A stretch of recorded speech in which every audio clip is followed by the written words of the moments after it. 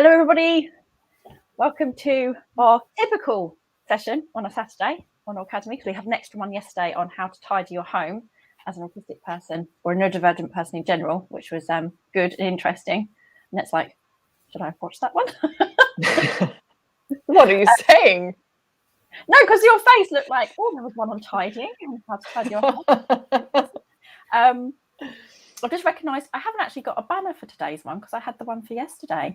We're kind of rambling today, as I already am. So hello, everybody. I'm Chloe Farahar. I am a white person with a very shaved head because I did it today, wearing my giant glasses and my Rolling Stones jumper. And I'm joined today by friends and colleagues, Annette Foster and Katie Monday. Annette, if you wouldn't mind doing a physical description. I am a white person with blonde, long hair. I'm wearing glasses and I am holding a watermelon, a squishy watermelon in front of my face because then I don't have to look at myself as much. And Katie. So I am a white person with a very round face. I have round glasses that kind of ombre from brown at the top to orange at the bottom. I have brown hair that actually looks vaguely okay today. It's short, kind of got a fringe going on. I'm sitting with my usual kind of bright green zip-up hoodie, which is never zipped up. And I'm sitting in my front room in front of the hideous green curtains that were the previous owners, which we haven't done anything about. And sadly, we were going to be joined today by the lovely Dr. Nick Walker, but she's poorly. So we have rescheduled with Nick to come on towards the end of January. But we're actually going to still have a discussion around the same topic. So we're going to talk about the importance of the neurodiversity narrative, which we have talked about before on Aucademy. But not necessarily with Annette, and certainly not with Katie, because Katie's relatively new to Aucademy, so this will be a nice discussion. So the importance of the neurodiversity narrative, but also a little bit about Nick Walker's fantastic book, NeuroQueer Heresies, which Katie has just done. I know, we're all like... Yeah. And we didn't get these, we're not just plugging this for Nick. This is genuinely such an important book. And I had a look through today and you can see I've already got some, I don't know what you call these, like, little post-its. So Nick's book, which is basically a collection of a number of her essays that a number of us had already looked at and had become so important to our understanding of neurodiversity. So she's put it in a book, and there's also a few chapters towards the end, which I didn't get a chance to read today, but I know Katie has, which she's added new things and new discussion and commentary in the last sort of year, really. It's such an important book, and we're going to talk about why and basically how, if anyone, anywhere, has any connection to a neurodivergent person, you need to read this book. I think is quite definitely. I think that's the take-home message. It's such an important thing to read. So we're going to talk about why. So we've been waiting for years for this. I mean, we've been waiting for years for this. I've been reading Nick's work online for ages, and actually to have it all in one book is absolutely amazing. And like you said, anyone who is interested or in neurodiversity, or actually, related to, or has a friend who's neurodivergent, they should be reading this book. And absolutely neurodivergent people themselves as well. Of course, so yes. We're going to talk about why. So why this narrative is so important. And as many people may know, I love a good slides. I like PowerPoints. So not slides as in swings and slides, but slides as in PowerPoint. So there is going to be a few little PowerPoint slides on the terminology and things and the importance of this narrative. But let's just start just with some of the basics. I think very, very briefly, I think hopefully people are used to our faces. But if we can just have a brief, who are you, Annette? And what are your dedicated interests? And it's like, oh, okay. No, on the spot. I forgot. Oh my God, everything's always a surprise to me. I'm I'm autistic. I'm dyslexic, dyspraxic with ADHD or attention differences. And I am an artist, a multidisciplinary artist, and an autistic academic, I suppose, kind of, but I'm more an artist. And I work with Chloe to do loads of stuff for Aucademy, and we run SYA, which is an Autistic Discovery Journey program. Beautiful stuff. And it's fair to say that neurodiversity kind of is embedded in every piece of work that we do, I would say. Yes, very much. Yes. And the narrative of neurodiversity, Yeah, I'm just finishing the corrections on my PhD, and really probably my dedicated interest for the last 5 years has been that, which is looking at women, non-binary and trans people's experience of being autistic through creative methods. And Katie, who are you and your dedicated interests? Oh, suddenly forgets everything about myself and everything I've ever done. So I actually work in social care, and I run myself, I'm autistic, I'm obsessive compulsive, and I have attention differences and other kind of mental health differences going on. I work in social care, so I run social groups and coach wheelchair basketball for disabled young people, a lot of which are also autistic as well, which is, funnily enough, why I went for my diagnosis in the first place, actually, because before working with them, it was never something that ever came up for me, or was ever something that I thought might be to do with me. And my dedicated interests are, which I've been kind of dedicated around for the last 3 years, is how autistic people experience and express gender, specifically kind of basically anything that isn't cis. So my master's research I'm doing at the moment is sharing stories from transgender and on non-binary autistic people, with an angle to make suggestions from both myself and the wider community on how to create better and more appropriate research going forward within that kind of intersection of that kind of human diversity, I suppose. Fantastic stuff. And I don't typically do myself and dedicated interests, because I'm usually just the host. But I think because part of a number of my dedicated interests is related to what we are talking about. So my own PhD was looking at how to reduce mental health stigma. So what I would class, and we're going to go through this terminology, but what I would class as, and a number of people, as acquired neurodivergence. So mental health conditions. So I was looking at how to reduce the stigma towards acquired neurodivergence with a terrible play that I wrote, that it used the neurodiversity narrative. So it tried to, reframe acquired neurodivergence as acquired neurodivergence, so taking away that sort of pathology or medical way of understanding mental health.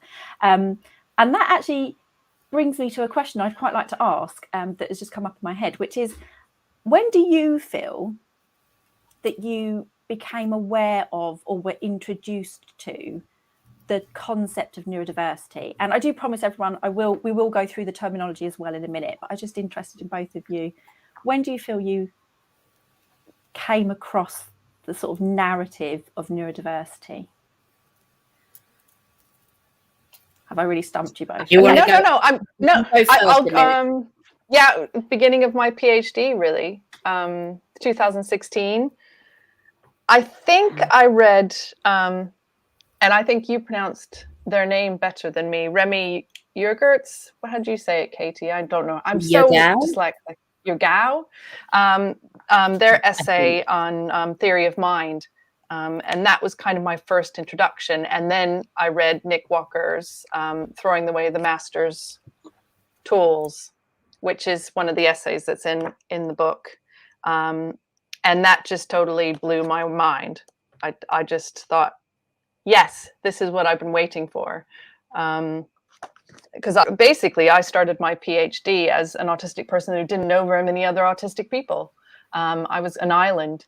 And that really helped me understand how important it was for me to be a part of a community of autistic people. And it just completely blew my mind. It was amazing. And I think, ultimately my PhD is based in the neurodiversity paradigm.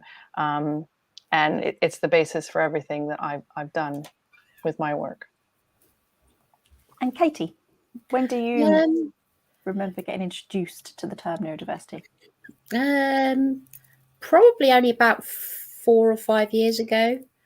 I think it was when I started running the groups that I run now. I wanted to know, very autistically, I wanted to know the kind of ins and outs of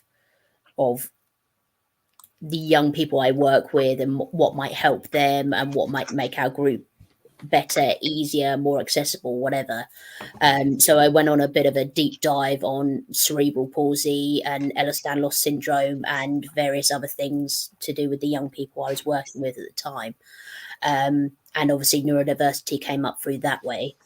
But I think I've always back then, I always saw it used as wrongly as a synonym for just being either autistic or having attention differences. And I think people still kind of use it wrongly now, as opposed to, in the way I was thinking, well, if you have learning difficulties or you have CP or, whatever's going on with you, then that's the divergence, isn't it? So I think probably only about 4 or 5 years ago. And I think that was through like dedicated research I was doing through work, which then just, as it goes, becomes incredibly interesting. And then you go, oh, that's also me. So, yeah. And I think what you just said is really important, that sadly, a lot of the time, people really don't understand the neurodiversity paradigm. And we're going to go through this. We've got the term neurodiversity and what that means, but there's a whole narrative that's really important, that's not just that one word. For instance, it's much more. And once you have the language, like Annette's always saying, once you have the language, it just opens up everything. Once you've got terms to be able to actually discuss and describe these things, that's really empowering. So what Katie just said, which was, sadly, a lot of the time people just use neurodiversity or neurodiverse, and usually incorrectly. We'll go over that in a minute as well. They'll use neurodiverse as a synonym for autistic, usually, or attention differences, what would be classed as ADHD if it was being pathologized by a medical language. Whereas it's so much more than that, and it's so much more encompassing in a very inclusive way. And it's about, I think what's really important, what I'm always trying to teach when I'm training about neurodiversity, what it actually is that it's not a bio model. I'm not preaching to you too, don't worry, but just to educate everyone, that neurodiversity, although it's got the word neuro at the start, it's really not and never was a bio or a biological or a medical model. It's a social model. It's about power imbalances. And I think just knowing that little bit of information can really help people understand it better, that it's more about what are the power imbalances against or prejudice towards, etc., that are discriminating people with certain bodies, certain minds, and certain ways of interacting with the world that at this point is discriminated against, prejudiced, people are prejudiced towards, an oppressed group, and so on and so forth.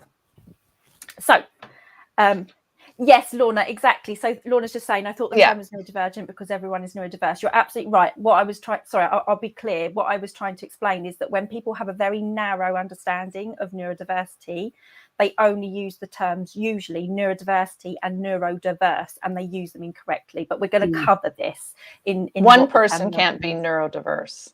That's what Lorna's. Don't worry, Lorna. We're going to go through this and give these explanations. But I wanted to say as well about the language thing. Like, if you don't have the language to describe yourself, it's very difficult to do anything or be able to say anything that's going to affect people. And Nick explains that really well. Before the word neurotypical, it was very hard to talk about people that weren't neurodivergent. How do you talk about those people? Well, you use the word normal. So, once again, there is no such thing as normal. We know that. But a lot of people use that word normal. And how can you work around it? Because that word kind of takes over then, doesn't it? You become the minority, you become something's wrong with you, all sorts of things. So by just changing the word normal to neurotypical, it completely changed the narrative to a certain extent. And Nick really explains that well in the book. Fantastic stuff. So just as a little bit of background then, so I wrote a chapter based on my PhD thesis, but also why I did my PhD itself. So like I said, I was particularly interested for a very long time, actually since I was a child, in this thing called mental illness in quotation marks. So I don't appreciate that terminology. So it's in quotation marks for people who can't see me doing the air quotes. So I was really interested in that. I wanted to understand it better. And because of the dominant narrative, which is that if you have a mind and a body and interact in the world in a way that people don't understand, like hearing voices, like having extreme anxiety or depression and so on and so forth, that is pathologized. And to pathologize means to consider something a disease and or a disorder. And I grew up with that narrative and believed that, because that you don't see other narratives.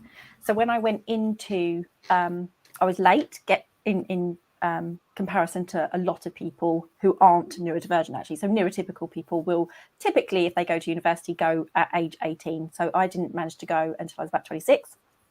And I went in with the plan to go into clinical psychology to cure or look at how I could prevent mental illnesses in quotation marks. That was my goal.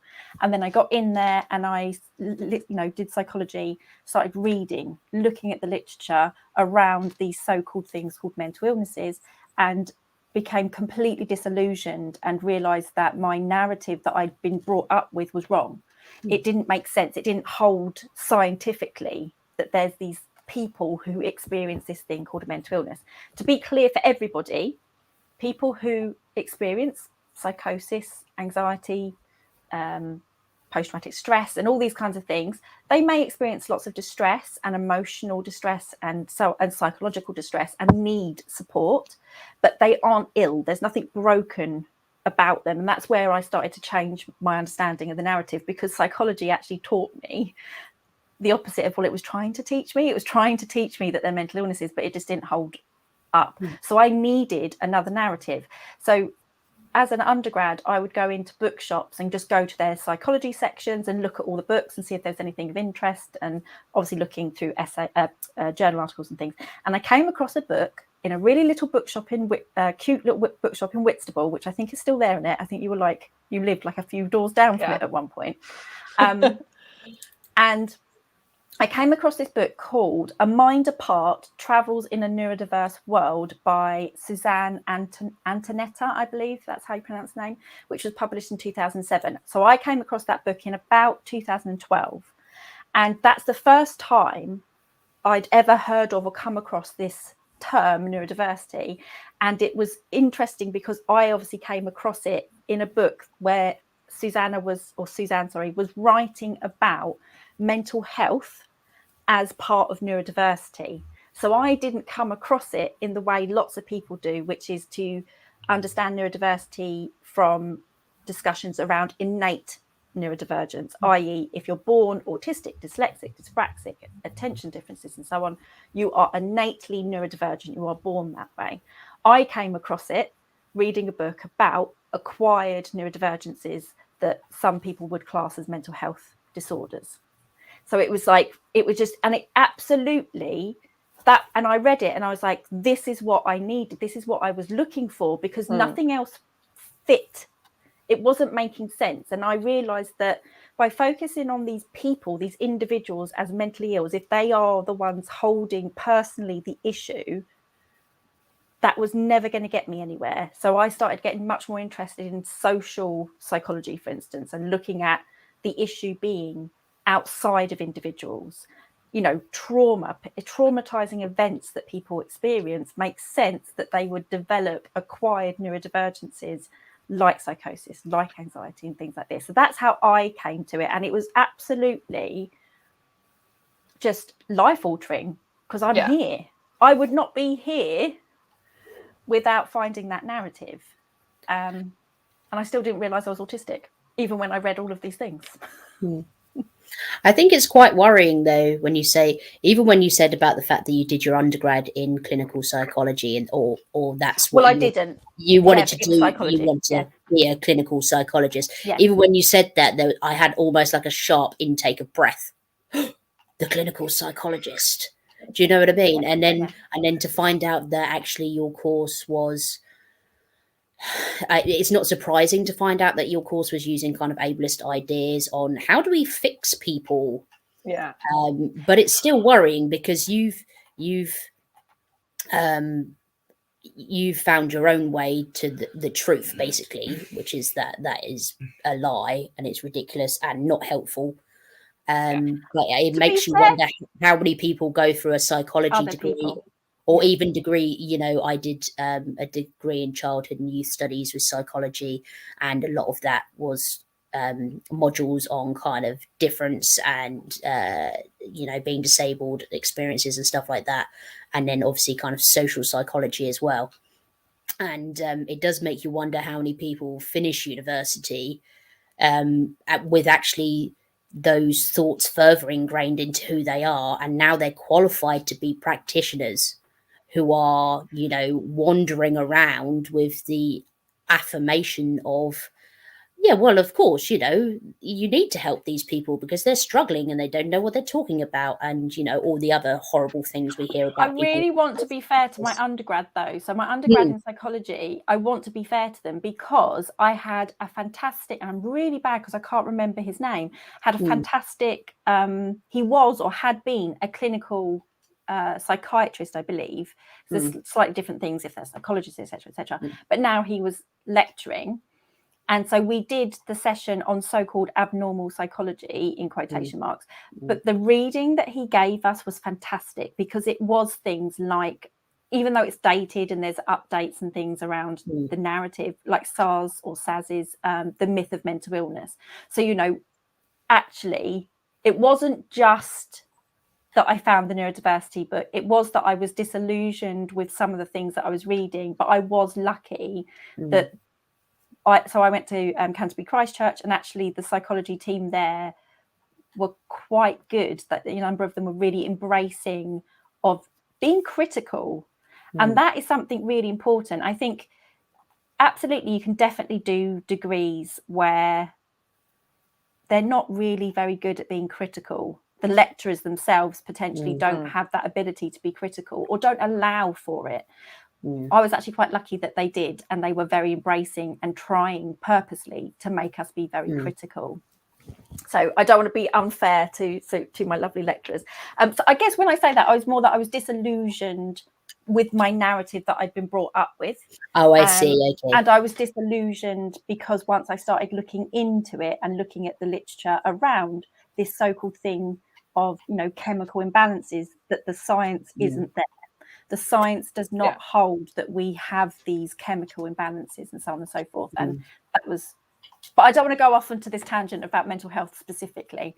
I just wanted people to see that that's sort of where I was coming from, and everything, like, absolutely the same as Annette. And it sounds like in similar ways to you, Katie, you know, my PhD, fundamentally, the whole thing was about neurodiversity because I was using my script. That's what I did with my PhD, was took this terrible play and that I wrote during my undergrad and tried to reduce stigma towards, you know, acquired neurodivergences with this terrible play about neurodiversity. And I did have a tough time trying to get people, my supervisors were great actually, but they knew I was going to have a tough time getting people to respect the terminology that I wanted to use, I think, in my PhD, because I didn't want to use the words mental disorder, for instance. I wanted to talk about neurodivergence the whole time. You know, also, I mean, in response to Katie, I mean, I'm much older than you are, but, you know, I grew up having mental health issues my entire life. So, and thinking I was broken, thinking there was something wrong. I remember going in to get antidepressants and the nurse saying, if you had a broken arm,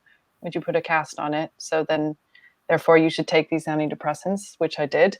And it wasn't until I was finally diagnosed at the age of 39 in 2013 as autistic that I discovered, oh, maybe I'm not broken. But it wasn't until reading Nick's work and starting my PhD that I really understood the neurodiversity paradigm, and that, so I grew up the first 45 years of my life thinking that I was broken. And I think that's a lot of people that I speak to that are autistic, especially my age or older, would say that. Sadly, for example. And actually, this definitely is like a Nick Walker love sit-in, because I quoted Nick so many times in my thesis, because so when I wrote my terrible play, it would have been about 2012. I wrote my terrible play in 2012, and I hadn't found the larger narrative. So I was incorrectly referring to people as neurodiverse in my terrible play. I'm going to keep saying it because it is really bad. But then I came across Nick's fantastic, and it's in here, it's on her blog, but it's in here around the terminology, which we're going to go through in a second on some slides. And that terminology was so helpful. And when I did revisions and updates of my play, because I ended up using it for my PhD, even though it's terrible, and I've been told that by a drama and theatre professor that it's terrible, and I work for her now. It's great. But so when I came across Nick's work, I was like, right, I need to update my play, because I'm referring to people as neurodiverse, and that's wrong. They are not. They are neurodivergent.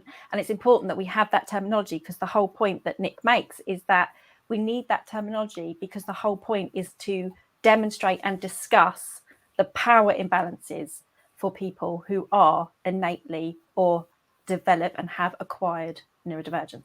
So let's talk about the terminology. Yeah, we've already had a discussion, and I'm quite conscious that people in the comment section is like, what about this word and this word? And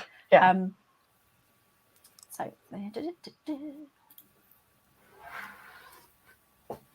let's put us up along the side. So we cover these slides are already in existence, because we cover this so often in different training sessions, mostly because as autistic people, we tend to be sticklers, not for grammar per se, because actually a number of us, like Annette, are dyslexic, but we are and can be sticklers around getting terminology and words and using them correctly. So we get very confused and frustrated if somebody refers to us as, for instance, a person with autism, because we're not. That's not what we are. And it makes some of us, if we think visually, imagine this separate entity. Annette has discussed before, like it's not like this separate little monster called autism that you can hold and all this kind of thing. So it's the same thing with all this sort of terminology. And what's amazing is the history and the chronology of where this terminology and language came from. Before I move on, actually, shall we briefly talk about that? So I think both Katie and Annette, somewhat to do with the chronology, that the neurodiversity narrative was born from the autistic community as it was in the 1990s. Katie and Annette, I mean, if I go to Katie first, is that okay? Yeah, sure. I suppose it's from the I wasn't very old in the 90s, sorry. That's sorry. Really sad for me. But it comes from the kind of neurodiversity movement, which was another facet of disabled kind of activism, which is still obviously running strong today, and is now perhaps even better, I would say, with the use of being able to organize ourselves. Like even stuff like today wouldn't have been able to exist 10-15 years ago. So I think that's where it's come along from, and it's actually it's used as an inclusive term for, like you say, people who are innately or multiply neurodivergent, but also people who come to their neurodivergence through other means. I know actually that Nick talks about psychedelic drug use quite a bit. So that's another example of perhaps altering one's own neurology. So that's kind of what I get from it. It's an umbrella term that, for me, shouldn't be. There should be no gatekeepers to that. No. You know, that there isn't you need to be X, Y, Z, or you don't quite fit in the assigned characteristics of what a neurodivergent person should be. And we will definitely talk about that, because when Annette and I put these slides together, so this is some training that we're going to be doing actually this week, and it's a much bigger presentation, but we're just going to cover literally like 5 of the slides. But the big point that Annette and I wanted to make with this training is that, you know, the neurodiversity narrative and the language is not analogous, and I still can't say that word, with the medical narrative. It's not meant to be literally straight swap replacement, because then it's just pointless. We aren't discrete categories the way the medical narrative, you know, the medical model, where it wants those discrete disorders. It's much more beautifully humanly messy than that. And so there shouldn't be that gatekeeping. Annette? Yeah. And for me, well, from my understanding, the neurodiversity movement kind of came out of Jim Sinclair and the Annie, which is the Autism Network International. I think some people see Don't Mourn for Me, which is a speech that Jim Sinclair gave to parents about their experience of being autistic, because at the time, basically, people felt that being autistic was a death sentence. In the 1990s, but also Annie started an online, nothing like today, but an online kind of group of autistic people. And it was the first time there'd ever been a group of autistic people that got together. Before that, it was all parents, or it was, it was charities, and it was autistic adults actually talking to each other for the first time, basically in a group. And I'm pretty sure that the word neurotypical became something. And that was kind of the first word that was invented for the neurodiversity paradigm. And it was discussed within that group. And I think, you probably talked about this as well. Judy Sinclair is actually thought of as coining the word neurodiversity. Oh, Judy Singer. Judy Singer, what did I say? Once again, Sinclair, which is who the Autistic. Oh, Jim Sinclair. Yeah, I put their names together there. That's good. But it was thought, it was within the minds of the autism rights groups within, especially Jim Sinclair's and Autism Network International. There's something beautifully impressive and amazing that in 1992. 1993, this is when we're talking about. So the term neurodiversity that we know of anyway, so it might have existed before then, but there wasn't the level of tangible, you can't grab a blog, you can't, from that time. It just, for people who don't remember the 90s or were born after the 90s, which is very upsetting, really can't necessarily comprehend what it was like. And, I had one of those big chunky white, PC desktop thingies, and it's just bashing of keys. It really wasn't. There was dial-up, the weird noise on the end of the phone. God, that was awful. For the internet. It's very, very impressive that a small group of autistic people were together as a community online and, discussing their lives in relation to a more humanizing narrative. So yes, fantastic that was happening then. And actually it started out as a pen pal group. Isn't that great? It was a pen pal group. Just amazing. Sorry, Chloe. I know, but I think it's fair to say that we are so grateful to those autistic people doing what they did in a very difficult time, actually. So sorry, I just saw Victoria. I was at university in the 90s, and got email in 95. Yeah, Annie was started by Jim Sinclair, Kathy Grant, and Donna Williams in 1992. So, and Jim Sinclair talks about the first time they were in a room with, I'm pretty sure that's their pronoun, Jay. Yes. Sorry if I've not done that.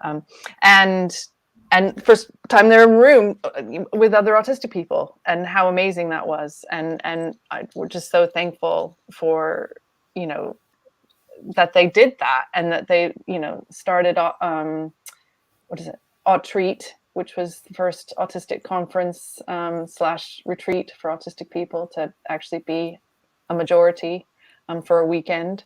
That we have Autscape here now, but yeah, really, really made the experience and just understanding of an autistic community and culture and having a positive autistic identity possible. And making it possible, there's a number of things that are making the fact, like I think Katie, you said it, that the fact that we're doing this now, you know, this is an amazing privilege that we have to be able to talk to people like this as openly autistic people, and talking to you about the narrative of neurodiversity is actually pretty amazing when you really think about it, because of where it came from, like say the, you know, early 90s and dial-up and all this kind of thing. A number of people are asking a few questions, and we will be covering some of these things. So somebody's asked, for instance, so are we saying, for instance, that a person, there's been a bit of a discussion, but a person may not necessarily be neurodivergent, but after taking psychedelics, they can become neurodivergent. Absolutely. And this is how inclusive and how important it is to understand what neurodivergence means. Let's crack on then. That's why I always like people to take drugs around me, because they were coming into my world. They were becoming neurodivergent.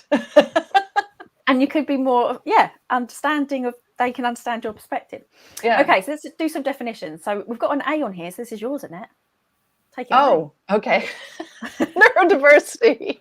So what is the definition of neurodiversity? Neurodiversity, the diversity of brains and minds, is a natural, healthy, and valuable form of human diversity. And we've got Bloomer and Singer there on 1998. Who were both the first to use the term neurodiversity in print, in the sense of they'd written either a journal article and or a thesis or a dissertation. But again, the history means that actually the autistic community predates this. But like I say, it's a bit more difficult because the internet around at that time, it wasn't as tangible. So like Annette's just said, which we'll talk about, I've got it on the next slide, is that neurotypical actually predates the term neurodiversity by autistic people in the community at that time.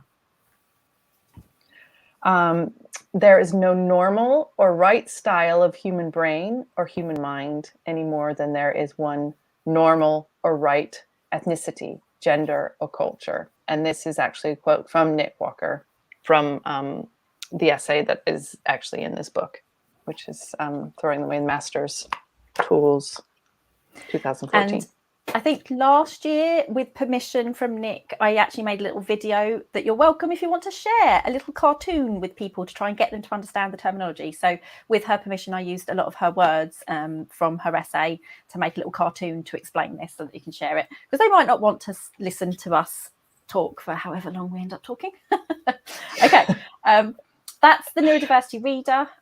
So largely neurodivergent people writing last year, I think it was published, on all things neurodiversity and neurodivergence. Including Chloe. Oh yeah, I'm in there with my terrible play. Yeah. So the neurodiversity of humanity. So neurodivergent or neurodivergence, and brains that function in ways that diverge from ideas of neurotypicality. So that, and you're asking, Cassian. Why are you asking the dyslexic to pronounce? we hope we are not butchering Cassian's name, but we probably are, and I do apologise. So Cassian Asasumasu, I'm thinking that's how we pronounce it. So I'd actually like to invite them on at some point as well to have a discussion around their coining the term neurodivergence. We have got some a slide on what they say about neurodivergence, but at the moment we're just doing the basic rundown. So neurodivergent, we are as autistic people or multiply neurodivergent people.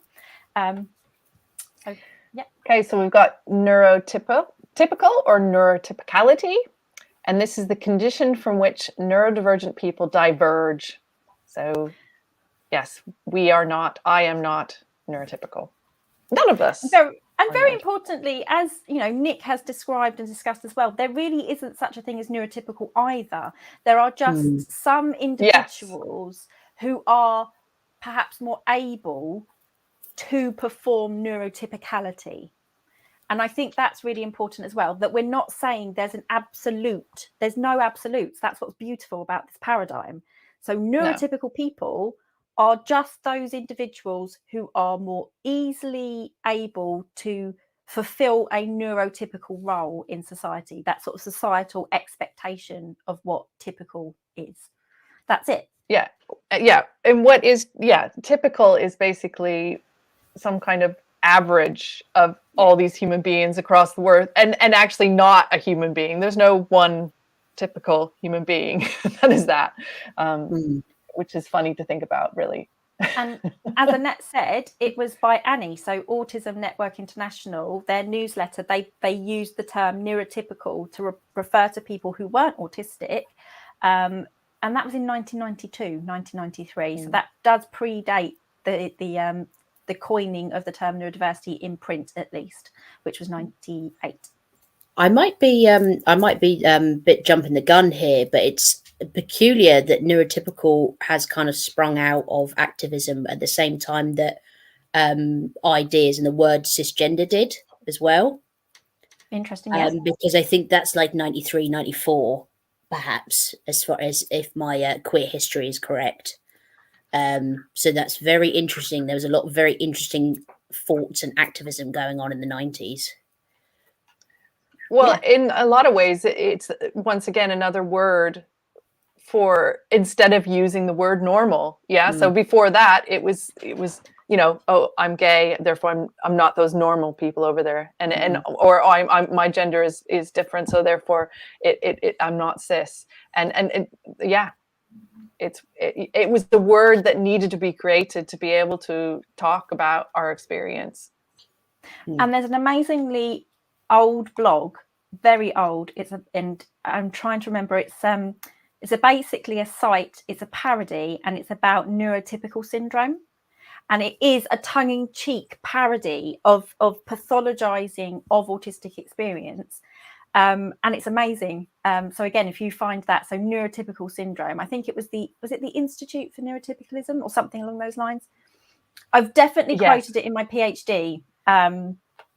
But I have as well. Yeah, it was great. It's hilarious. So we've got neurominority, a group who share the same divergence. And I'm pretty sure that Nick Walker coined that term, neurominority. Basically, if you do want a term in relation to neurodiversity, just tap the word neuro on at the start. But again, what's really important is that although it's using the term neuro, it really isn't a biological model. It's all about, is your mind and your behavior is it at odds with societal expectations? That's really what this paradigm is talking about. So all of this, like I say, is on Nick's blog, as well as right at the start of her book, because it's all about the basic terms and definitions. And we've got autistic people are considered a neurominority, and an individual autistic is a neurodivergent person, divergent only from society's ideas of neurotypicality. If you're neurodivergent, you can have more than one divergence of that. Someone who is autistic and experiences psychosis would be multiply neurodivergent. And so, because I don't think I've got it on these particular slides, so again, just to be clear, so an autistic person would be considered innately neurodivergent. They are born and develop as an autistic person, and then maybe that autistic person or neurotypical person, somebody who performs neurotypicality for the majority of their life, if they then develop psychosis, they have an acquired neurodivergence. They have acquired throughout the course of their life a form of neurodivergence. Their brain and their way of interacting with the world is no longer typical. Whilst we're on that, we were talking about, how marginalized and oppressed groups create words for what would be considered normative experiences. I knew that she'd written in here somewhere in Nick's new book. Now imagine if terms like heterosexual and straight didn't exist at all. That would put gay rights activists in the position of having to say things like, we want the same rights as normal people. And then she goes on to say, about basically that they'd be stuck using the master's tools. If terms like heterosexual and straight didn't exist, it would be necessary for gay rights activists to invent them. Yeah, which was what Annette was saying. I knew she'd written it somewhere. And very, very quickly, just to grab, I'm not going to post the comment on the screen because it's quite a big comment and it will take up, I think, a lot of the screen. But somebody's talking about a study that examined neurodivergent and neurotypical brains and showed that the neurodivergent brains were unique and the neurotypical brains showed more similarities. And to be clear, while that might be the case, actually, when you compare autistic brains, for instance, because I've done the research and looked not personally as in looking at brains, but as in looking through the research as published. And an autistic brain is as different to another autistic person's brain as it is to a neurotypical, and that neurotypical to another neurotypical, because the point of neurodiversity when we're talking about neurodiversity is every single brain is unique. And at this point in time as well, we really don't have a blueprint for the perfect human brain. It doesn't exist. That would make no sense in terms of neuroscience. So there's a fantastic article that I quote quite often, which is, I think it's Holmes and Patrick. I think I might have the second name wrong, but it's about the myth of optimality in clinical neuroscience. Now, just to break that down, what they talk about in that paper as Yale neuroscientists is that there is scientifically no such thing as a normal brain, and that it's only the behaviours of certain groups of people who might share some commonality across brains, because again, all their brains will still be very unique. It's whether we as a society like or do not like those behaviours. That's what determines whether we like or do not like certain neurologies. There is no absolute. So these fantastic Yale neuroscientists themselves say it's a myth to think that there's any such thing as a normal brain. And I think that was a very interesting and very dry article that I had to read several times because I kept nearly falling asleep. But it's such an important paper. So yes, there's no such thing as normal. I also just want to mention that the master's tools actually comes from Audre Lorde, who wrote about it in 1984. And basically their statement was, the master's tools will never dismantle the master's house. And it's basically very fitting kind of caution for Black and other scholars of color who seek to use traditional social and behavioral science researchers, basically for them to use the words of the establishment, basically. So it was very important, and I think the Neurodiversity Paradigm borrowed from that community and from Audre Lorde that very important, information about vocabulary and about you've got to kind of step outside of the establishment and create your own words to kind of push back on a paradigm like the medical model or like the establishment. So, and this is why it frustrates us when people try to adopt and co-opt neurodiversity and trying to literally just squish it into the medical narrative. We really, like you say, we cannot, we can't have change without absolute change. We can't be using that medical narrative if we want to see better outcomes and lives for any form of neurodivergent, any neurodivergence or neurodivergent people.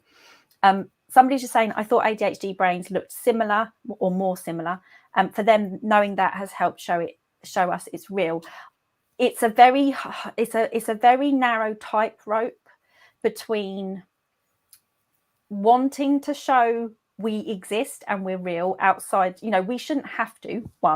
This isn't against you, by the way, that commenter. This isn't about that. It's about the narrative. We shouldn't have to demonstrate that difference. biologically. The issue with trying to demonstrate something biologically is then the narrative again will come back to, see, we found disorder, when actually you haven't. You've just found difference. Because again, if we go back to that Yale neuroscientists, finding difference is not the same as finding disorder. But that is how people will take that information. They will use it in a way to say, well, we found disorder, when actually what they found is difference. So we can't, it does become problematic. So I don't want them, neuroscientists, to ever find the neural or biological or DNA correlates for autism. I don't want that to be found. I want us to be respected as human beings who experience the world differently, in the same way, although there's still obviously great prejudice and discrimination towards queer people, i.e. gay, trans, non-binary, etc. But we are at a better place of where we were in the 70s, which Nick does talk about, where homosexuality was classed as a disorder. You can't see queerness in the biology or the neural correlates of human beings, but we accept and embrace those individuals as being queer. So we need to get to the same stage with any forms of neurodivergence, that, you know, we don't need to hold up that proof, if you like, other than I am here and I am neuroqueer. And it rhymes. Okay. So in context, 1 in 7 people, more than 15% of people in the UK are neurodivergent. That's over 10.5 million people. And we think this is a gross underestimate, because it depends on our definition of neurodivergence. Some estimates are as high as 30 to 40% of the population. So is this estimate, is that dependent on people's definitions of neurodivergence? So are they only thinking about innate, i.e. autistic, dyslexic, dyspraxic and so on, neurodivergence? Have they excluded those who would be classed as having a mental health disorder, in quotation marks? Ignore the chat box thing. Which would be so much higher. Yeah. It'd be so much higher. Yeah. I mean, neurodiversity ultimately includes everyone, because all of our brains are different. But yeah, just to think about how many people have had mental health issues in their life. It's, yeah. Go ahead, Katie. And I think it's the thing that we come against time and time again. There are so many people who are neurodivergent and are self-recognized or self-diagnosed. And I think this number is, grossly incorrect anyways, the first number, the 1 in 7. And I think it completely and utterly erases the voices and experiences of people who are marginalized in it for different reasons. People of color, queer people, travelers, a whole host of different kind of oppressed groups. It's probably an incredibly whitewashed number, I would have thought. Yeah. For those of us who are privileged enough to be able to understand ourselves and then go for diagnosis or whatever else, then or are diagnosed with the correct things in the first place. And then that comes back to us wanting to dismantle the master's tools, i.e. using medical narrative, because even when I see those posts, quite rightly, in the sense of people deserve the support and acknowledgement of their neurology, or their their body minds, how their body minds exist in society, I still take. So when you see those posts where it says, we're accepting of self-diagnosis, absolutely. But my point is, it's not self-diagnosis, it's discovery. This is why Annette and I don't class our program anymore as a pre and post diagnostic program. One, we don't care if the person's got a diagnosis. It's not important. It's whether they feel safe and comfortable, and that's the space where they fit, if you like. But what we're really talking about is discovery of ourselves. And so even that, I don't want us to have to talk about self-diagnosis. We should be able, but we're not. I know how again, this is from a place of privilege, because I know how important it is for so many people to be taken seriously with that bit of paper that says they have a diagnosis. And I have one myself. So again, I can't be a hypocrite. But what I'm saying is that we are still in the very early stages of desperately trying to destroy the master's tools of the narrative, which is medical. Destroy the master's house with new tools that we make. That's what we want. Okay.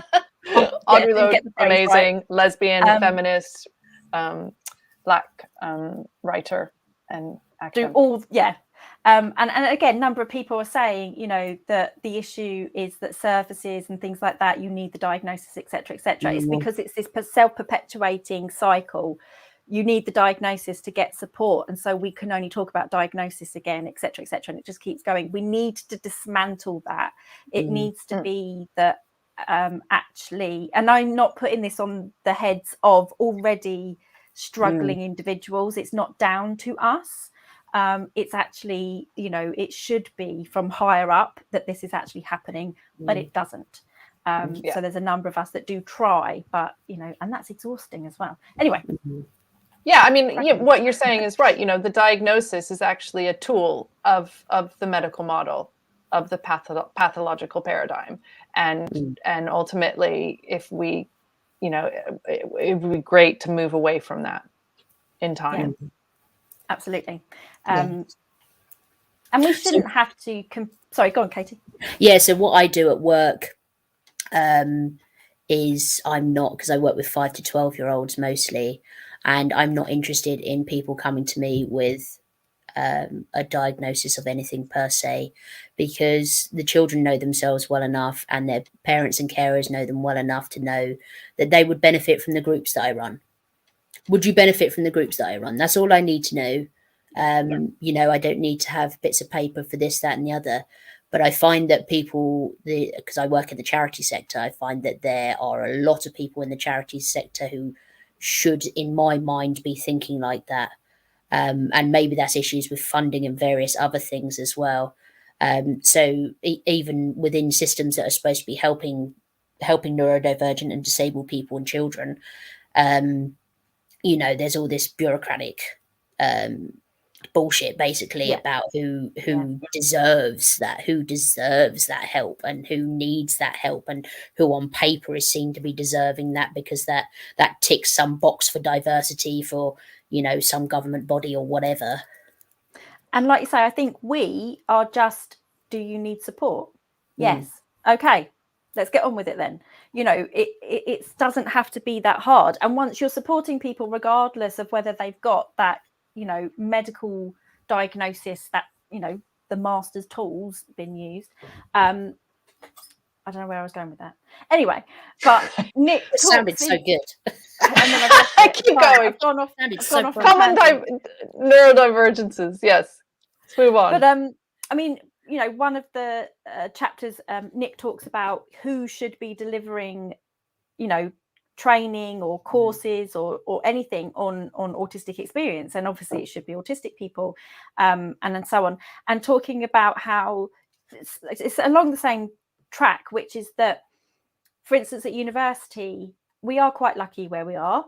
Annette and I, the university we're at is very good at making services and accommodations and so on for neurodivergent students.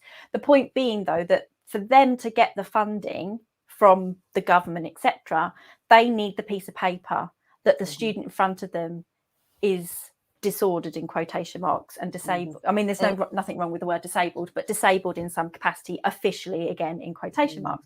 But what Nick talks about, which made me kind of happy, was that obviously we should just be at baseline, just taking everyone, just knowing that our when we're teaching, for instance, that our room is full of neurodivergent and neurotypical people, that you have a mixed neurology class, and just doing everything without needing to know somebody's diagnosis status. And that's very much how Annette and I have taught.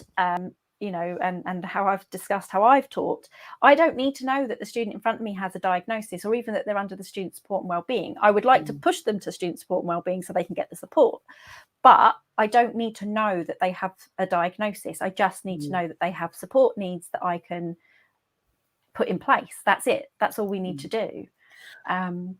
Making things accessible makes it accessible for all, not just, you know, neurodivergent people.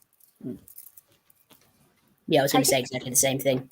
Yeah. Yes. Something that one person is likely to help loads of people, you know, and there's no reason why these things can't be. You know, if you talk about university specifically, you know, why if you hand in a piece of work late, is it that you can only get a 40%, which would just be a pass at my university? Like, and that's not just at the university I'm at, that's across UK universities. Why is that? I mean, that's just and if you wanted to have an extension on things, you have to go through this great rigmarole of calling people, emailing people, doing loads of paperwork that you don't have time to do because you're already behind on the other stuff that you're supposed to be getting on with. And stressed. So why is everything based on how quickly you can get things done and doing things to deadlines, when actually that doesn't really benefit anyone? Whether you're neurodivergent, disabled, neurotypical, whatever, it doesn't actually benefit anyone. So, and that's the point. I was going to say everyone has different support needs at different times, including neurotypical people. You know, they might be having a bad month because somebody close to them passed away, or because they just broke up with their partner, or something along those lines. Life happens, and we should be human with everybody. I think the same with presentations. If somebody is so anxious about a presentation that they don't show up and then don't pass, that shouldn't happen. That people should be given, you know, different accommodations. So they should be able to pre-record their presentation, or do the presentation only in front of the teacher. You know, finding other ways that people can do these things so they actually can you know, making things much more accessible. And it doesn't matter whether somebody's neurodivergent or has a disability or whatever, like you said. Some people might have seen me talk about it on here before, but I don't know if Katie's heard me talk about it, which is that, so just with 1 year, I had 80 students across 5 seminars, which is a lot of teaching of the same topic 5 times in 1 week. I always felt sorry for the first class because that meant it was new. But by the 5th class, it was like old hat. Although I did get the issue of, did I say the bit that I said in the other one today or not? It was, that was confusing. But we took some of the things that Annette and I were doing and that we'd learned from like the Autism Arts Festival. And I used that with my mixed neurology classes. So we had the participation cards. Everyone had to pick a card. You would have those who would, so that the cards would say, green one was, please include me today. There was another one that would say, table discussion only, just listening, or alternate means of communication. And nobody ever picked the alternate means of communication. That's okay. But at some point, I might have had a situationally mute person who might have needed that card. But what was interesting is that there was a small number that said, well, I'm always going to participate. So do I need to pick up the green one? And it's like, yes, because it normalizes it for everyone. It also shows me that I know I can approach you, because actually Kent Inclusive Practices means we're not allowed to ask people questions without them raising their hands, etc. And hold on, I've just seen the comment. Just to get away from the comment for a second about mayonnaise and salad cream. So just normalise that practice of cards. I brought in STEM objects. Everybody was allowed to STEM. I swear all the students just thought I was really bizarre. But then by the end of the term, it was just normal. It became normal that there were STEM objects, that I was going to have earplugs in while I was teaching, the participation cards. And I said, you know, participation cards because you struggle to communicate in a class. Maybe you've just had a bad day. And I said the same thing. I said, you know, you might have broken up with your partner yesterday and actually you're here, but you don't really want to talk today. You know, you're allowed to pick up the card and I don't need to know why, you know, just normalizing those practices. Yeah.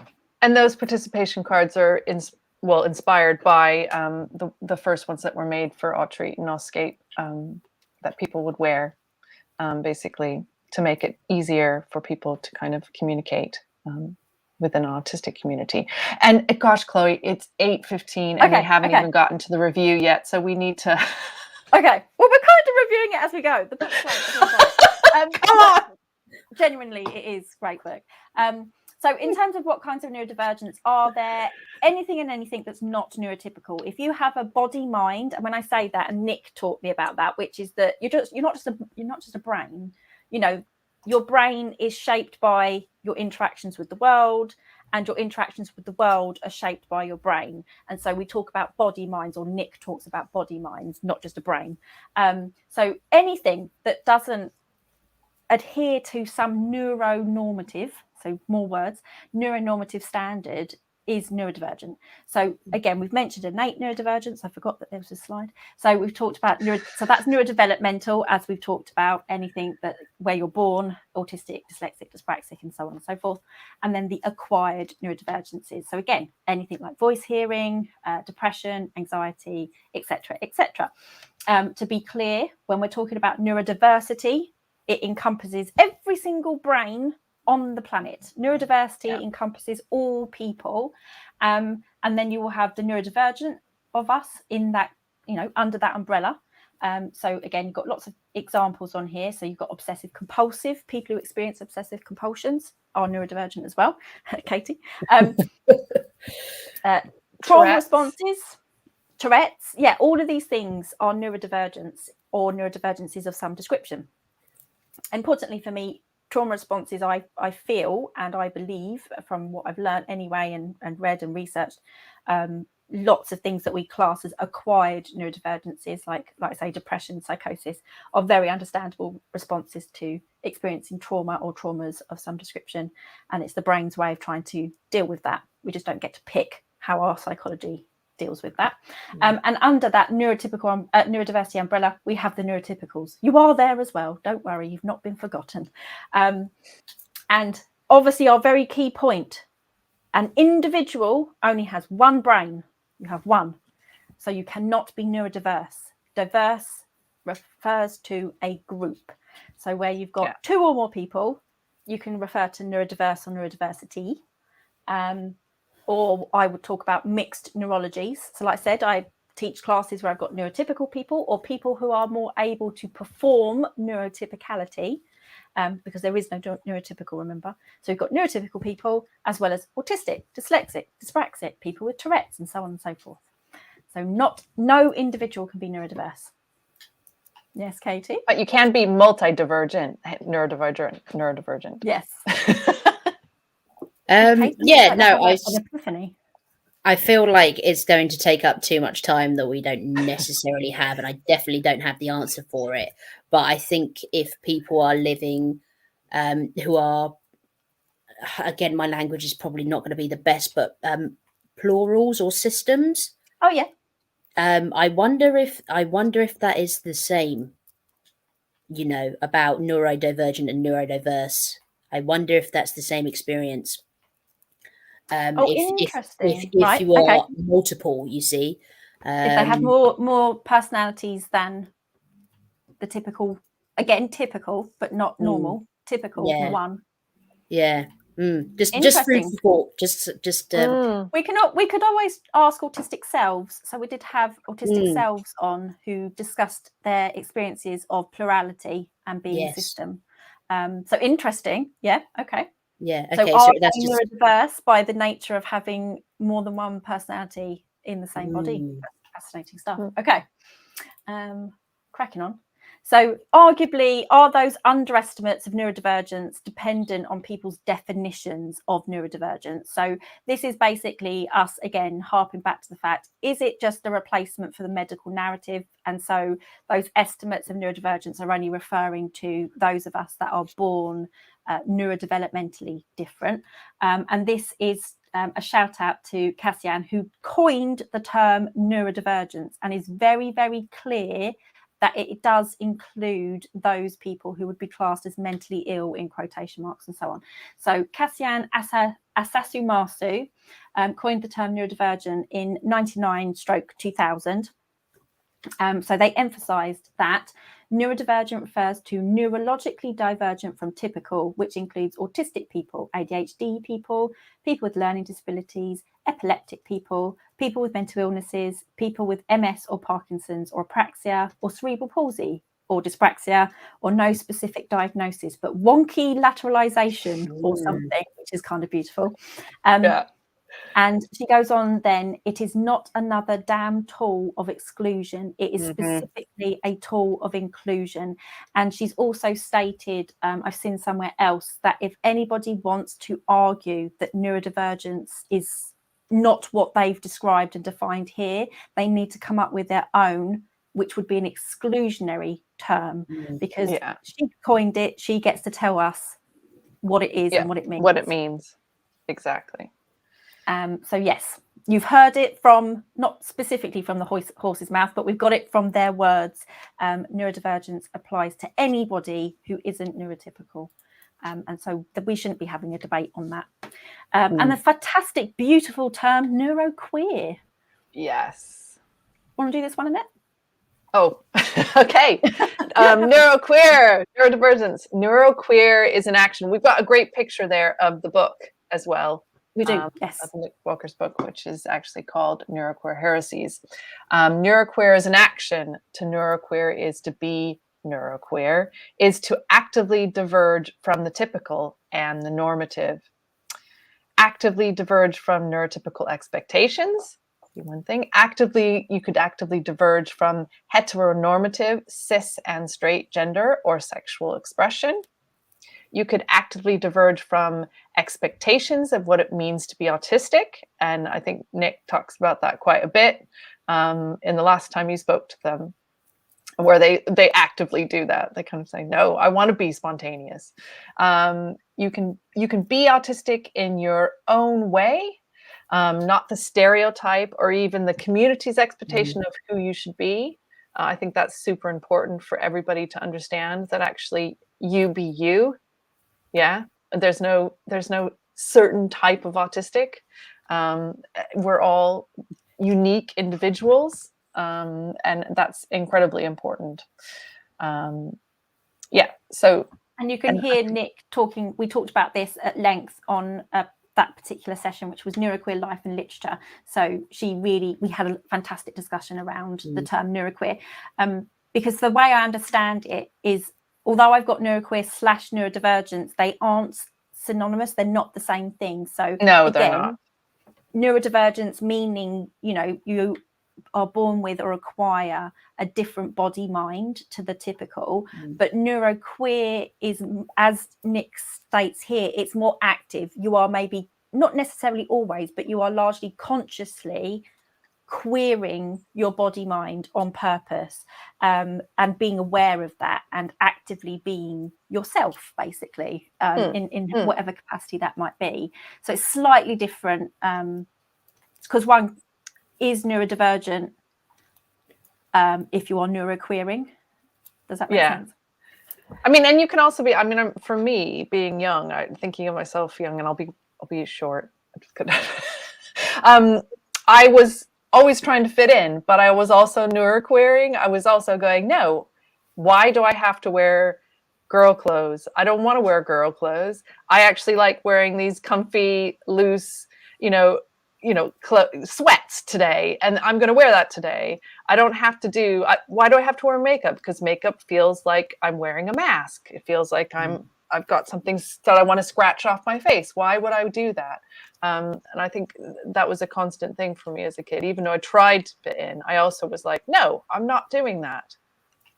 I'm going to do something different. Any thoughts, Katie, on neuroqueering? Oh, loads, many, all the loads. I think all three of us have read Nick's stuff over the years, and it just resonates with me on almost an emotional level, if that doesn't sound really strange. And I said to Simon before I was asked to tonight, because obviously Nick was supposed to be doing the session tonight and she's not very well. I said to Simon, I'm going to totally fanboy out in the comment section. And he said, oh, no, it'll be all right. You'll add certain things. I said, no, I'll just be like, ah! And it is really bizarre, because I think what's really interesting is a lot of us as autistic people, not all, but a lot of us aren't really interested in like celebrity. So like sometimes I'm interested in certain celebrities because I find them as people interesting. So for instance, although I haven't done, I've definitely not watched documentaries or anything like that. But for instance, like Britney Spears, I find very interesting because the way she's been treated, I think is awful. And a number of other things. Well, they're neurodivergent. Yes, they are neurodivergent. Exactly. And so things like that, I find, but I'm not interested in the fact that she's a celebrity. Does that make sense? Yeah, but sure. Then somebody like Nick comes on. Nick is a celebrity to me, and I'm the most quiet in live sessions when I've got Nick here, and I'm conscious that Nick will see this. Ignore this bit, Nick, because I'm just like, but Nick has changed so much of how I understand because of being able to read her work, of understanding and humanizing so many people who've desperately been treated appallingly because of how we're perceived in society and things like that. So I get that about the fangirling, fanboying, fan-personing. And people have probably heard me say this before, but in case there's a few new people, Nick really, with explaining NeuroQueer, really helped me understand how, in a very straightforward way, being neurodivergent, autistic, having sensory sensitivities means that I queer my gender, but I don't necessarily think of myself as queer in the sense of I don't consider myself necessarily, I don't think I'm gay. I don't think I'm trans. I know I have they in my, I'm happy to use pronouns she or they, but not necessarily because I think of myself as non-binary per se. But Nick helped me understand why. It's because I am, and we've discussed this before, I'm not a woman in the neurotypical sense of the word, but I am an autistic woman. And by having a neurodivergent sensory sensitivity, I shave my head, which means I queer my gender expression. And so all of that was just, when she explained that, I was like, that's amazing. And so, Nick came up with the term neuroqueer basically around the same time as two of her friends. Now I'm trying to remember who the two friends are. Oh no. Did I have the Is that your gal as well? Or is that, am I thinking wrong? And somebody else. Hold on. It was in here, wasn't it? Quick. Well, your gal, but another person that they spoke about, and I always like to quote. It came up with the word all kind of simultaneously. So they all thought of the word at the same time. And then wrote this article on what's in this book and how did it come to be. If anyone finds it, let us know, because I do like to cite appropriately. But definitely Nick and two of their friends came up with this term around 2008. So again, these terms are actually quite not, 1992 neurotypical was coined by an autistic group.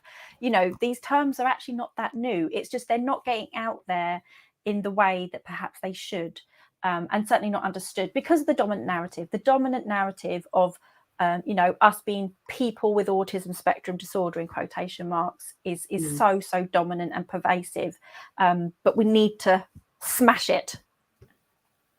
I've got the names here. Yeah. So it's Nick Walker. I'm hoping I'm saying this correctly. Athena Lynn, Michael Dillon. I think that's all one person. And also that Walker gave credit to Melanie Yergau. Remy. Now. Sorry. Apologies if I'm using the wrong name there. That's right. The quick Google search. So apologies. Yeah. Fantastic stuff. So such important terminology. And this is just because when we're going to be teaching this, let me see if I had some notes for this, which was basically about so this is about how the neurodiversity narrative itself and the movement, because they're slightly different things. You've got the narrative, you've got the paradigm, but you've got a movement as well, and they're not all exactly the same thing, and Nick does explain that. So the neurodiversity narrative and movement is a means to highlight power imbalances. So like I say, it's not a bio model. So it's to highlight power imbalances between those who can and those who cannot readily perform neuronormativity. So to appear basically cis and straight and neurologically typical. So today's neurodivergent which I love this about the paradigm. So today's neurodivergent are tomorrow's neurotypical, dependent on the types of bodies, behaviours and psychologies that society deems acceptable at that point in time, because it is and always has been a social model, but many do confuse it as a medical or biological narrative, just down to the fact that it uses the term neuro. So like we said, absolutely, there is no normal or abnormal, and the neurodiversity paradigm is not analogous to the pathology paradigm with attempts at discrete categories. So that's my notes for when we get to deliver that training in this week. Analogous, it's such a hard word. I've been desperately trying to remember how to pronounce it. And I think that's it. Yeah. Yes, I think maybe we should, because I know that Katie wrote a review about the book. Right. Okay. I mean, we've been referring to the book a lot. Come on. So, I mean, we've got a lovely Katie's review, which Sai's just popped into the comment section. So there's a review on Aucademy on the website about the book. Any key things that we haven't actually brought up about the book? I just think it was, well, I thought it was brilliant, which no one is surprised by, I don't think. I like the format of it. And like I think Annette said earlier, it's a professional bit of writing, I would say, but it's not academic. So I think it's a lot more accessible to people than perhaps other bits of work are, because there isn't what I like to call word wank, which is a very academic thing, which is using words that are just absolutely ridiculous and nobody understands what you're talking about. She's very straightforward, but very well thought out in the way that she does stuff. Which she kind of always has been, and it collects. It's split into 3 sections. It collects some of her older work from her website NeuroQueer.com, and it's nice because she contextualizes. So she actually speaks about the neurodiversity movement as well, and just gives a bit of an idea of where she was at and where more current thoughts were at the time while she was writing these things, and what she was writing these things for or in response to. And then she actually reflects on them on kind of obviously today, and where she finds we're at now. And also she's written some new chapters as well, but it's not chronological. It's so the new things are kind of spread throughout the 3 different areas. It's much more thematic, isn't it? So it's quite nice. Like you say, it's structured quite nicely to make sense. Yeah. And there might just be so the post-normal possibilities, which is the end section, is more on neuroqueer ideas, which for what I'm doing at university obviously makes sense for me. So I can very easily go back to that and know that that section is something that I can read again and would be really, really useful for me. I think, to be honest with you, we've spoken about it quite a lot anyways. Sorry, cool.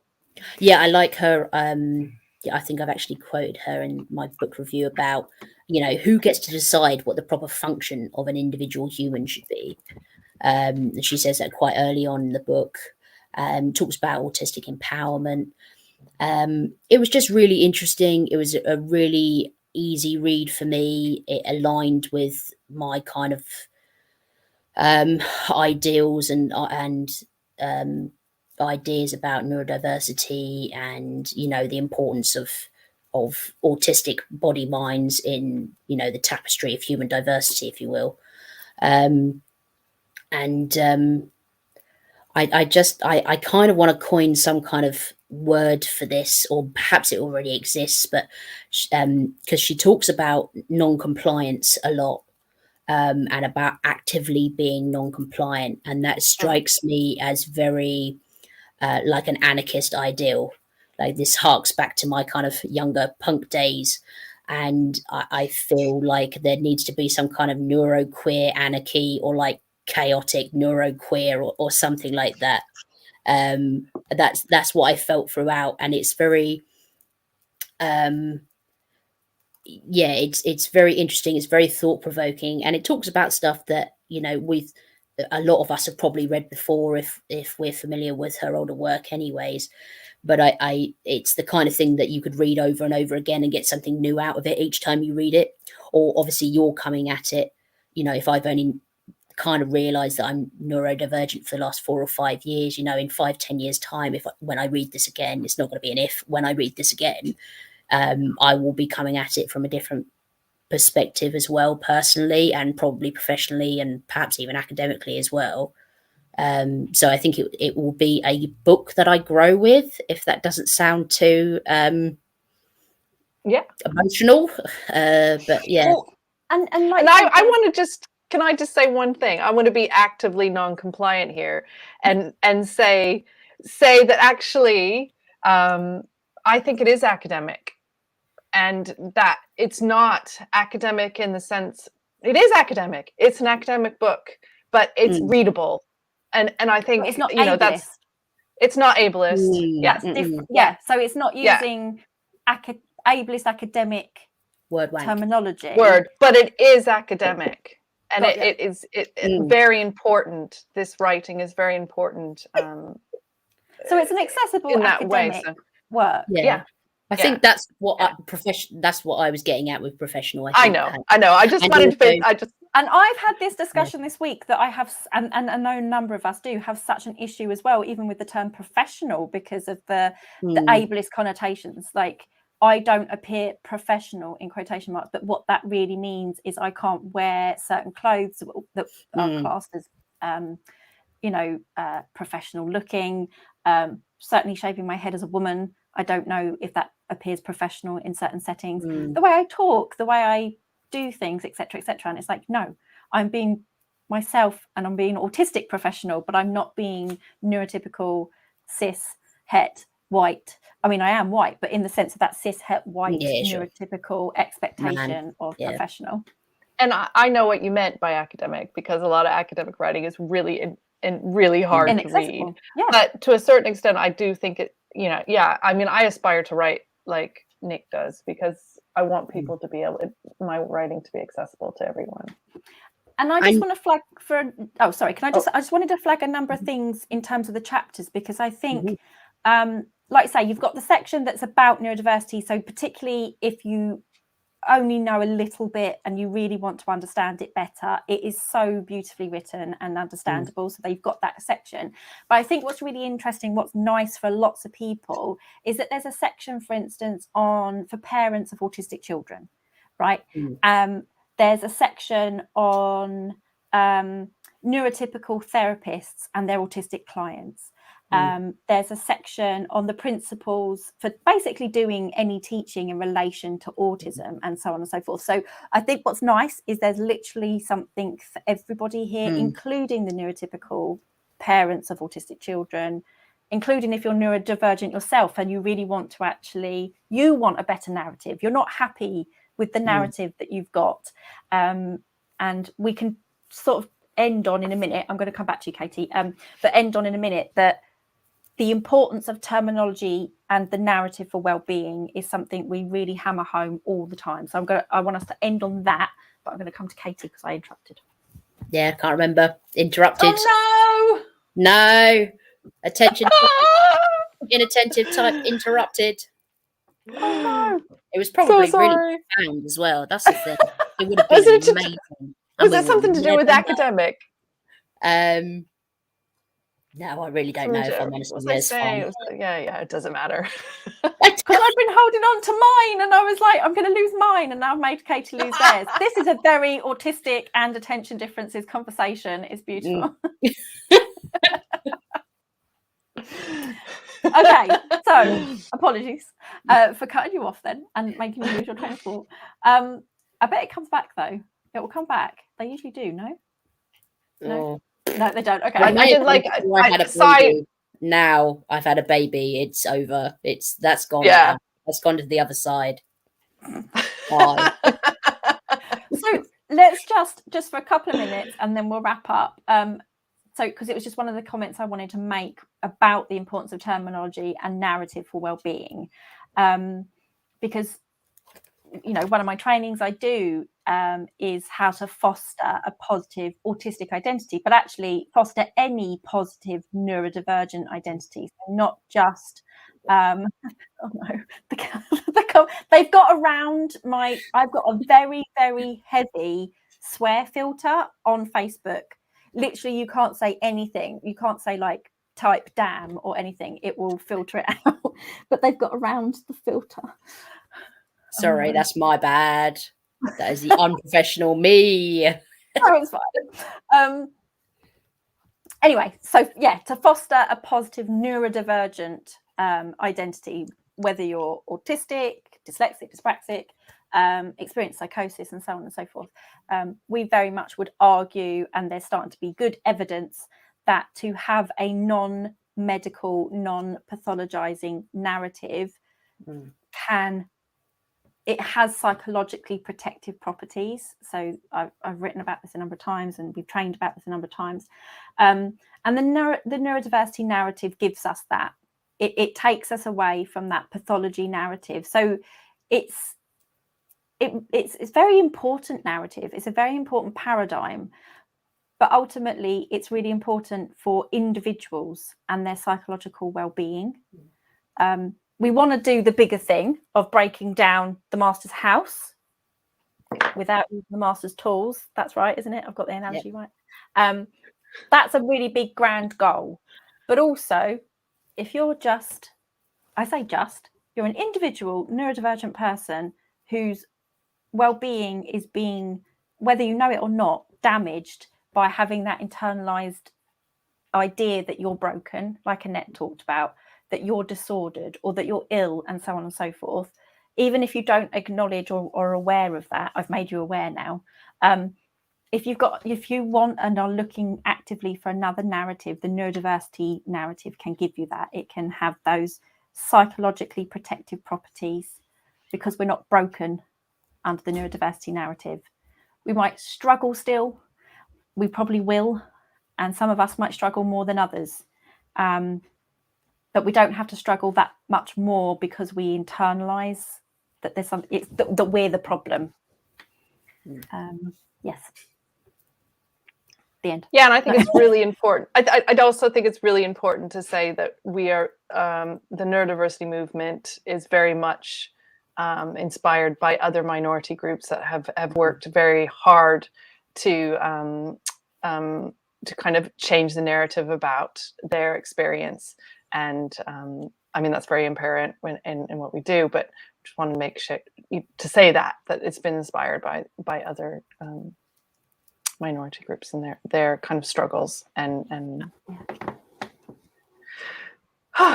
working past that, hopefully. Well, not past it, but I'm just going to be quiet. My brain's gone. It's 8:45. Any final comments before we do the last one? Last question. Neurodiversity narrative, very important, everybody. Go and buy Nick's book. It's great. It's amazing. On Amazon right now. Yes. Mine was my Christmas present from Annette. It's a real readable book, and amazing kind of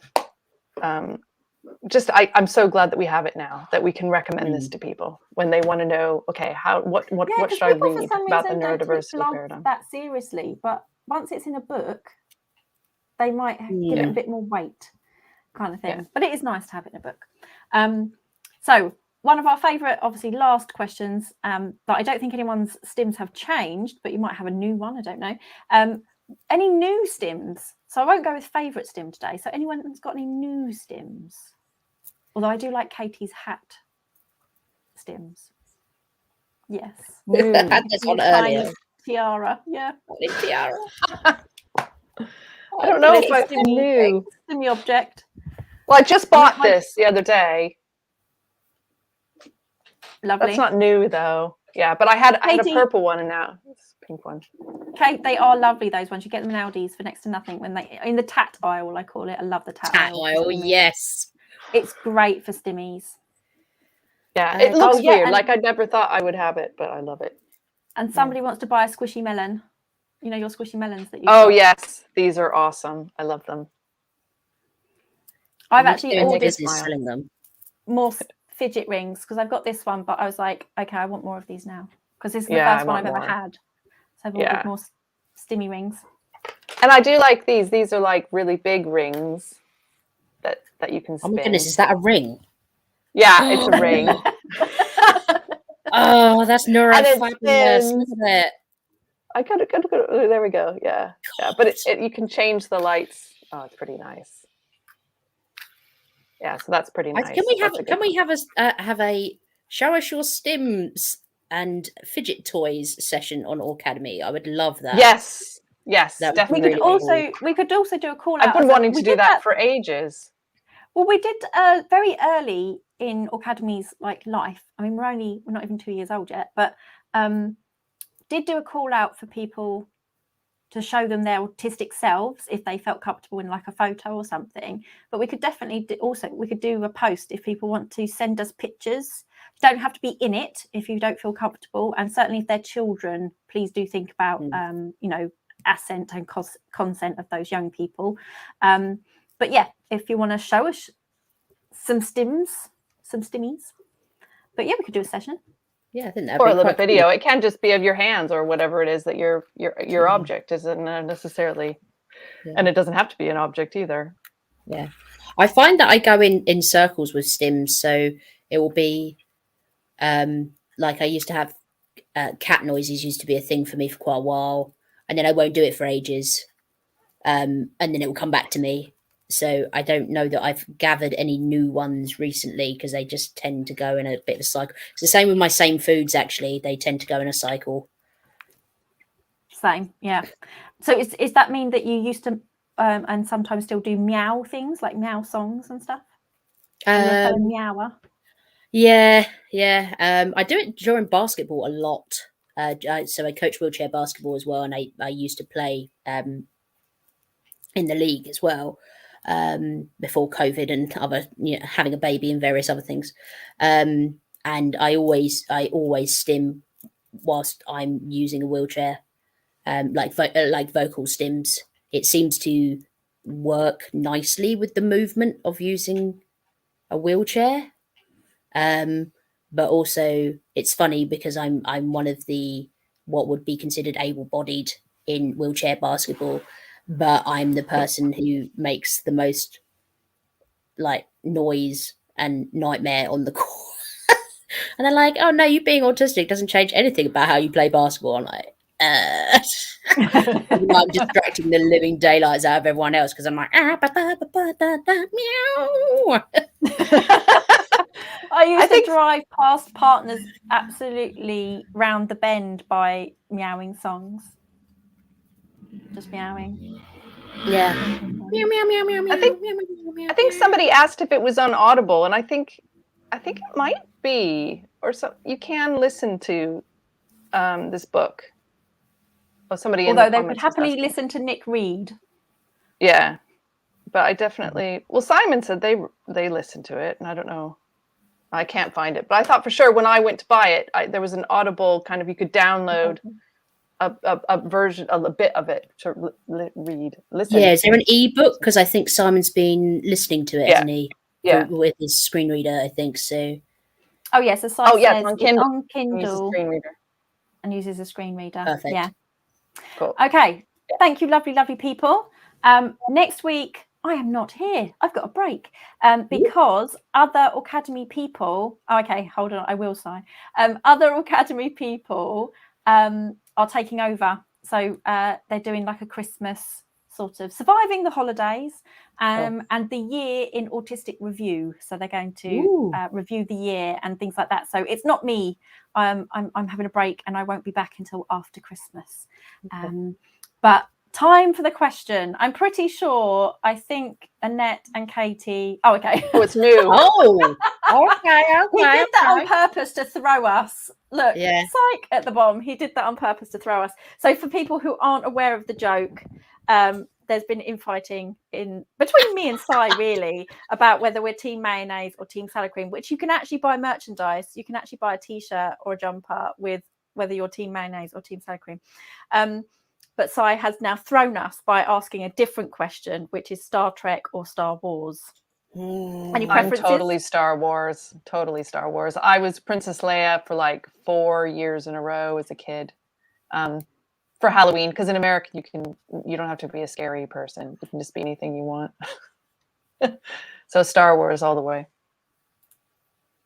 I think Star Trek for me, because there are just so many, not canon wise, but there are so many neurodivergent kind of characters in it, like Odo in Deep Space Nine, and Dr. Spock and all that kind of thing. So that's, I think, for me is probably, but it's close because I love the Star Wars films as well, Yeah. and but I think that just edges it past, and there's probably husband's going to divorce me now, maybe.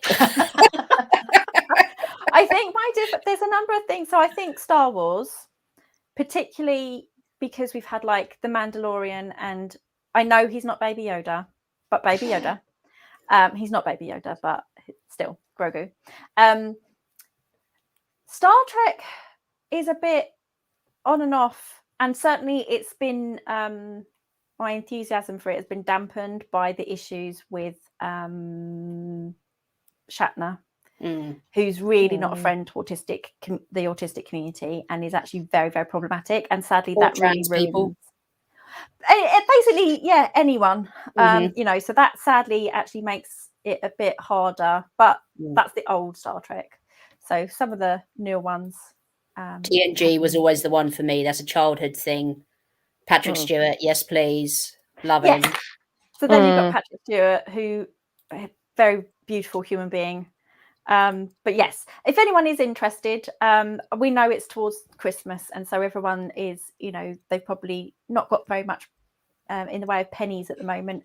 So this is just to let you know that we do have merchandise, which is taking a long time to decide, but it's been waiting for ages, and then people kept saying, can we have jumpers? Can we have this, that, and the other?